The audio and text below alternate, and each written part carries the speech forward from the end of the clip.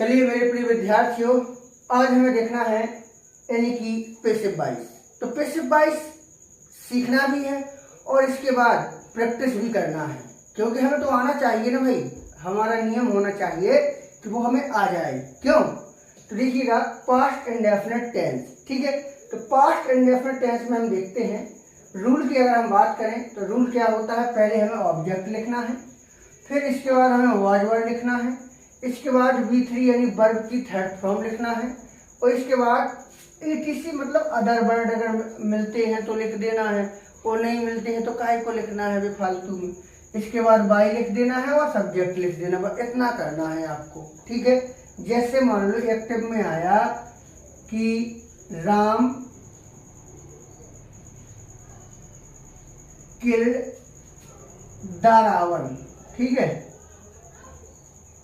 Ram killed the Ravan, Ram ने रावण को मार दिया, ठीक है। अभी एक मूवी भी आई है, ठीक है, तो उसमें काफ़ी ऐसी चर्चाएं देखने को मिलती हैं, तो मैंने कहा सेंटेंस भी उसी तरीका का लिख दूं। तो राम किल्ड द रावण, इसमें देखिएगा सब्जेक्ट कौन है? राम। किल्ड क्या है? वर्ब। और ऑब्जेक्ट क्या है? रावण। तो रावण को हम पहले लिखेंगे, क्या करेंगे? रावण को पहले लिखेंगे, द रावण या रावण, रावण, ठीक है। अब हेल्पिंग वर्ब क्या लिखेंगे? वॉच, पास्ट इंडेफिनिट इसलिए वॉच हो जाएगा पैसिव वॉइस में। अब थर्ड फॉर्म क्या लिखेंगे? किल्ड का थर्ड फॉर्म भी किल्ड ही होता है, किल्ड। अदर शब्दों कुछ है नहीं है, वाई और राम का क्या लिखोगे? राम। ये बना Ravan was killed by Ram. Simple है ना। एक और देख लो, अच्छा एक और देख लेते हैं, शायद और मजा आ जाए, ठीक है। जैसे students welcomed the principal,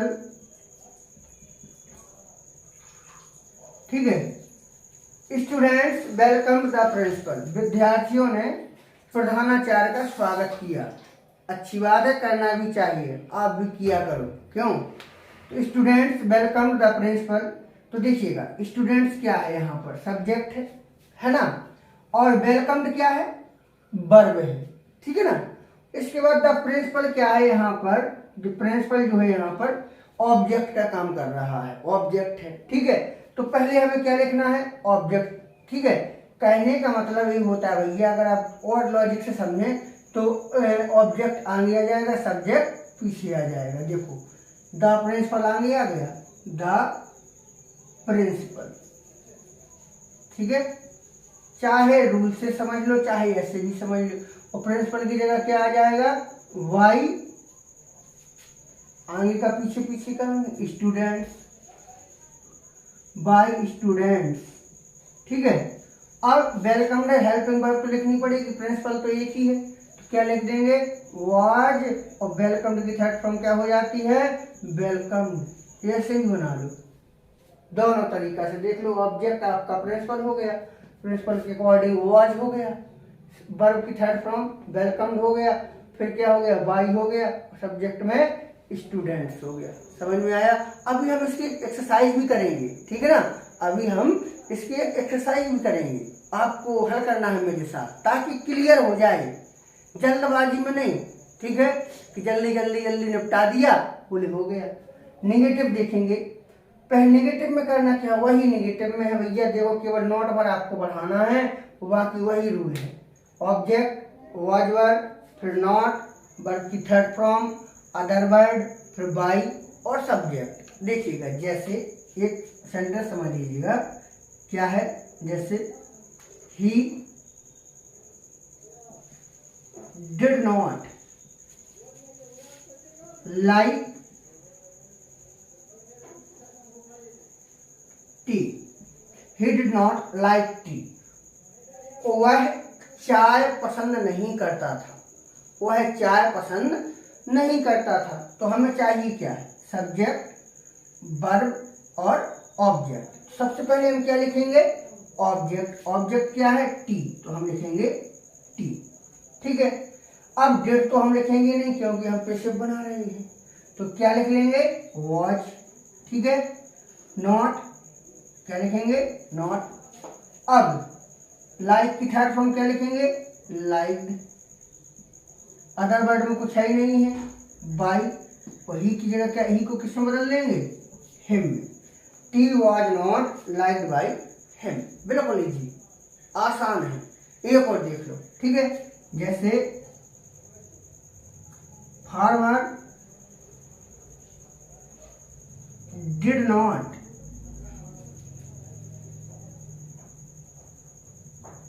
plough the field, farmer did not plough the field. Plough means होता है जोतना, जुताई करना। किसान ने अपना खेत नहीं जोता, किसान ने अपना खेत नहीं जोता।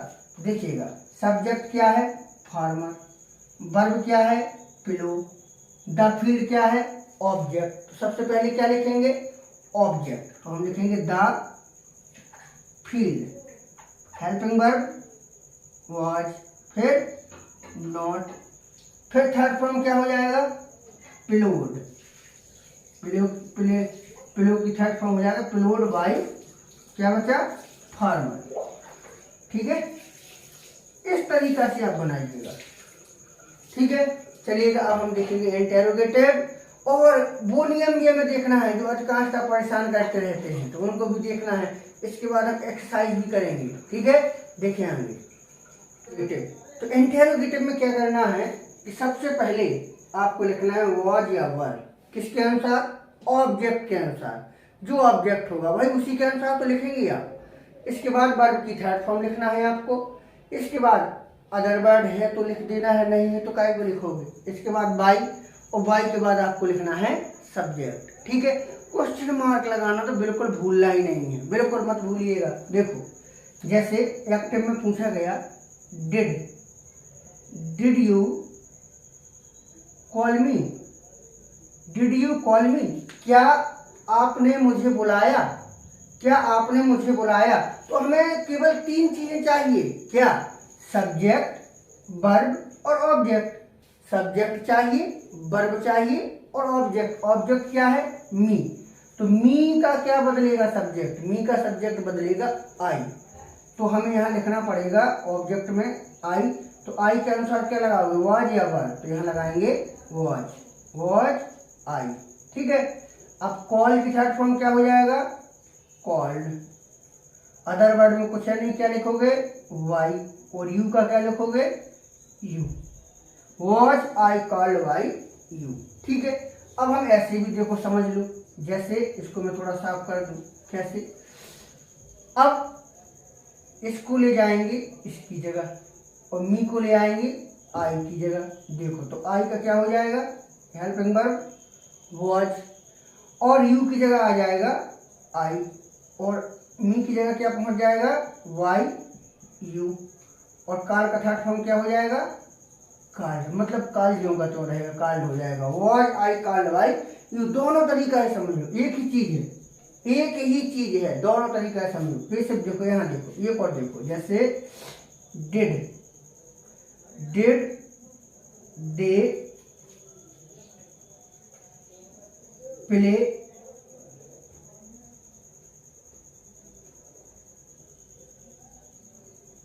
गन। ठीक है, डिड दे प्ले गन, क्या उन्होंने बंदूक चलाई, क्या उन्होंने बंदूक चलाई। तो देखिएगा सब्जेक्ट दे है, प्ले वर्ब है, और गन क्या है, गन यहाँ ऑब्जेक्ट है। तो गन कहाँ पहुंचेगा, दे की जगह, और दे कहाँ पहुंचेगा, गन की जगह। ठीक है, अगर रूल से आप बनाना चाहें तो आप रूल भी देख सकते हैं, वैसे ही बनेगा। वैसे हम ये फॉर्मूला बता रहे हैं, तो गन आ जाएगा आगे, गन। ठीक है, लेकिन आप ये बताइए गन तो एक ही है, तो हेल्पिंग वर्ब डिड की जगह क्या लिखोगे, वाज। क्या लिखना है, वाज, गन। अब गन की जगह क्या पहुंच जाएगा, वाई, और दे का क्या बदलता है, देम। आया समझ में, गन पहुंच गया दे की जगह और दे पहुंच गया गन की जगह। फिर क्या करेंगे, प्ले का थर्ड फॉर्म क्या होता है, प्लेड, बस हो गया, was gun played by them. ठीक है, जैसे एक और देख लो, जैसे अधिकांशतः पूछा जाता है, जैसे did she cooked the food for me. Did she cooked the food for me. तो सब्जेक्ट वर्ब और ये आपका रहा ऑब्जेक्ट। अदर वर्ड में मान लीजिएगा फॉर मी है, अदर वर्ड में क्या है फॉर मी। तो पहले हम क्या लिखेंगे द फूड के अकॉर्डिंग वॉज, फिर द फूड क्या लिखेंगे द फूड। अब कुक्ड के नीचे तो लिखना पड़ेगा कुक्ड क्योंकि थर्ड फॉर्म है, सॉरी यहाँ पर कुक रहना है, ठीक है। तो डिड सी कुक का हो जाएगा कुक्ड, अदर वर्ड में आ जाएगा फॉर मी, ठीक है। इसके बाद वाई हर, इस तरीका से was the food cooked by me why her. और वो भी जैसे क्वेश्चन वर्ड होते हैं आगे होते हैं तो उनमें कोई दिक्कत नहीं, जहां होंगे वहीं लिख दो। जैसे how did you solve this, solve this या इट कुछ भी कर लो।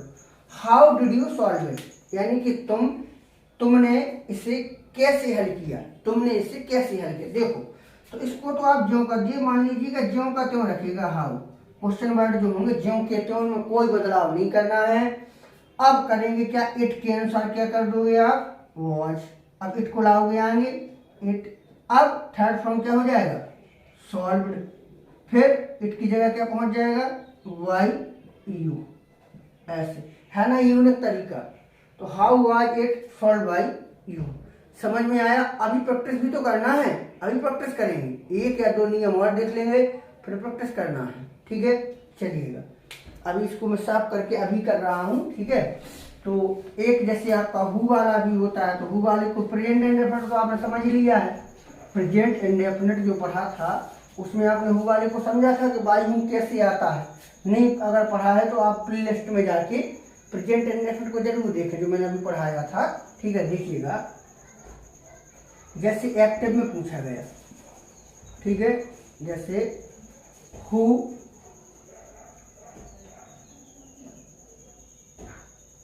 Called me, who called me, ठीक है। तो यही प्रश्नवाचक है और यही इसमें सब्जेक्ट नहीं है इसी में।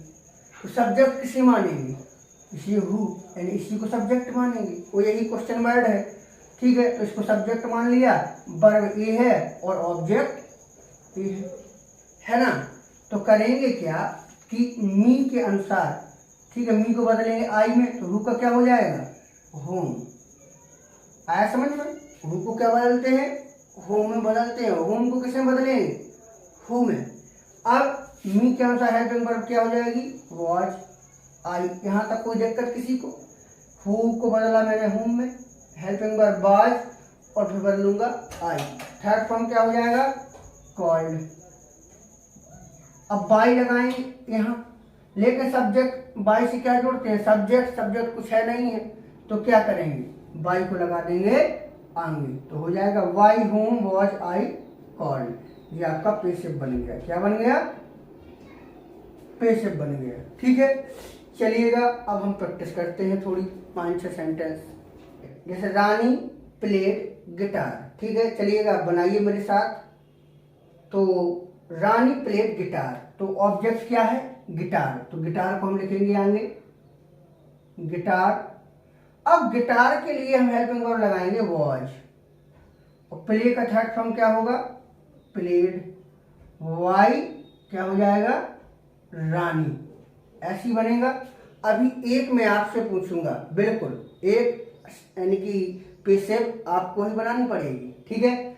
Mohan did not abuse him, Mohan did not abuse him, तो हमने देखा हिम क्या है ऑब्जेक्ट, तो हिम को बदलेंगे ही और यानी कि लिखेंगे वॉज। नॉट है तो आपको भी लिखना है नॉट। अब्यूज की थर्ड फॉर्म क्या लिखोगे अब्यूज्ड, वाई मोहन क्या लिखोगे मोहन, ठीक है, सही है ना।